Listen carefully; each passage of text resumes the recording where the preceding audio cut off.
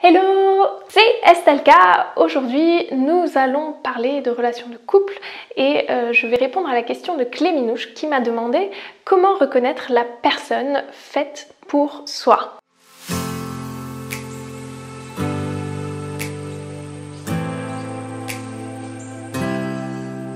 Alors récemment, dans une de mes vidéos, que je vous mets juste ici, je vous ai demandé est-ce que vous avez des questions en particulier sur les relations de couple?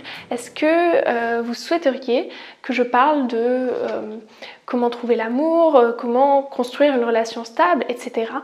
Et donc, si certains d'entre vous n'ont pas encore eu le temps de poser leurs questions, n'hésitez pas à les laisser en commentaire et je ferai de mon mieux pour répondre en vidéo à vos questionnements.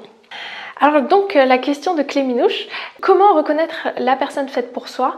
Eh bien, quelqu'un qui est fait pour toi est avant tout quelqu'un qui a des valeurs semblables aux tiennes.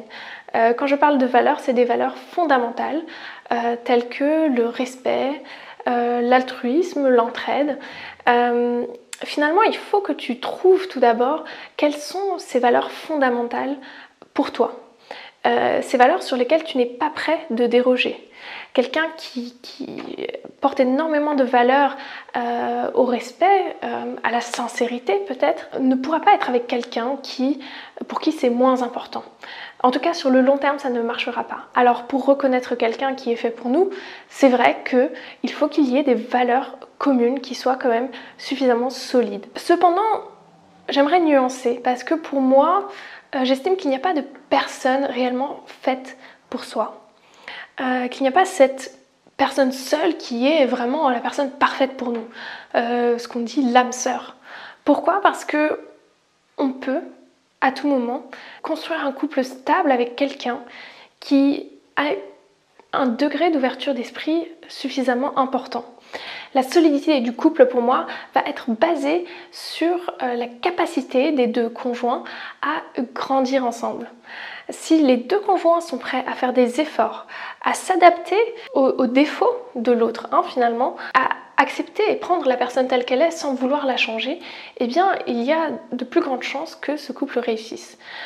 Donc finalement, à première vue, peut-être, tu peux rencontrer quelqu'un avec qui tu t'entends super bien, avec qui tu rigoles, avec qui tu as une super interaction. Et pourtant, sur le long terme, ça ne va pas marcher. Pourquoi? Parce que, voilà, au tout début, tout est beau, tout est rose. Mais avec le temps, tu vas peut-être remarquer que certaines valeurs ne correspondent pas, qu'il n'y a peut-être pas suffisamment de respect et que les deux ne sont pas prêts à faire suffisamment de compromis. C'est pour ça que je nuance la notion d'âme sœur, parce que bien évidemment il y a des personnes avec qui on s'entend mieux que d'autres, mais il y a aussi des personnes avec qui a priori on n'aurait pas pensé bien s'entendre, et pourtant c'est parce que les deux ont une certaine ouverture d'esprit, les deux sont prêts à grandir ensemble et ont cette volonté de construire ensemble quelque chose, c'est pour ça que ça marchera. Moi dans mon couple c'est ce que j'ai remarqué, c'est-à-dire que j'ai parlé avec beaucoup de personnes qui ont vécu une relation à distance, et moi c'est ce que j'ai vécu pendant 2 ans, et j'ai vu que on était prêts tous les deux avec mon conjoint à faire des efforts pour que cette relation tienne. Alors c'était pas évident, c'est sûr, mais il y a beaucoup de personnes qui ne seraient pas capables de le faire, qui ne le voudraient pas. Alors qu'est-ce que tu veux faire? Tu peux pas forcer quelqu'un à vivre une relation à distance si cette personne n'en a pas réellement la volonté et la ténacité. Et enfin, le dernier point, c'est important de ne pas avoir d'attente, parce que pour les personnes qui croient justement à cette notion d'âme sœur, qui croient qu'il y a peut-être cette personne unique qui nous attend quelque part, et peut-être qu'il y a une personne vraiment géniale qui nous attend, enfin c'est même sûr, mais il ne faut pas avoir trop d'attentes. Si vous avez des attentes en termes de je veux absolument que cette personne soit comme ça, je veux absolument qu'il ait tel caractère, qu'il ait tel physique, eh bien on risque d'être déçu. Alors ne pas avoir d'attente, c'est juste se contenter d'être heureux tel qu'on est nous-mêmes et justement laisser venir ce qui vient.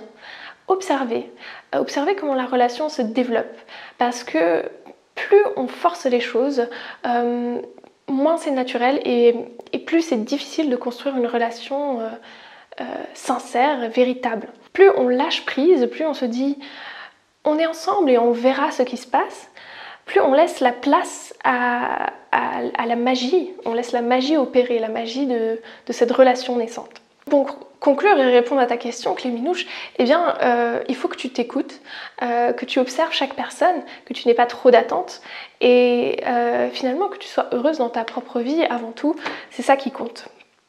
Voilà, j'espère que cette vidéo vous a plu. N'oubliez pas de me poser vos questions en commentaire et à laisser un gros like, comme ça m'encourage à faire plus de vidéos et à continuer à vous apporter des réponses. Et puis en attendant, je vous dis à très bientôt dans la prochaine vidéo. Salut!